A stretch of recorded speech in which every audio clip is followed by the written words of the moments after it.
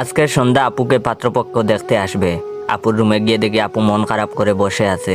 আমি আপুর কাছে গিয়ে জিজ্ঞেস করলাম, আপু তুই মন খারাপ করে বসে আছিস কেন?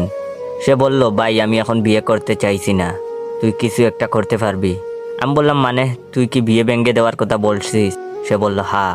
আমি বললাম, বিয়ে ভেঙে দিলে আমি কি পাবো বল? সে বলল, বল তোর কি চাই? আমি বললাম, আমাকে 1000 টাকা দিতে হবে, তাহলে চেষ্টা করে দেখতে পারি। সে বলল, ঠিক আছে। তারপর আমি আপুর রুম থেকে বের হয়ে আসলাম। সন্ধ্যা পাত্রপক্ষ আমাদের বাসায় চলে আসছে, সবাই বসে আছে আপুর অপেক্ষায়। একটু পর আম্মু গিয়ে আপুকে নিয়ে আসছে। আপু সবার সামনে বসলো। একজন আপুর নাম জানতে চাইলো, আপু নাম বলল। দেখলাম আপুর বয়সী একটা মেয়েও আসছে। মেয়েটা আপুকে জিজ্ঞেস করলো, আপনার সব থেকে পছন্দের জিনিস কি? আমি আপুর আগে বললাম, ময়ে ময়ে। মেয়েটা বলল, ময়ে ময়ে মানে কি? আমি বললাম, হিসাব বুঝো না, দুধু খাও। একটা ভদ্রলোক বলে উঠলো, এই ছেলেটাকে?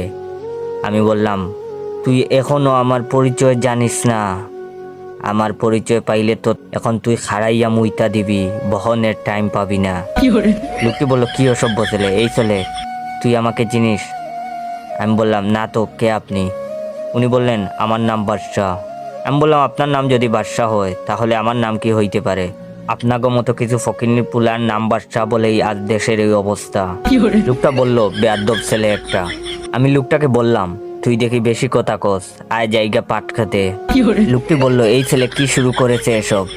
আমি বললাম, হিসাব বুঝো না, দুধু খাও।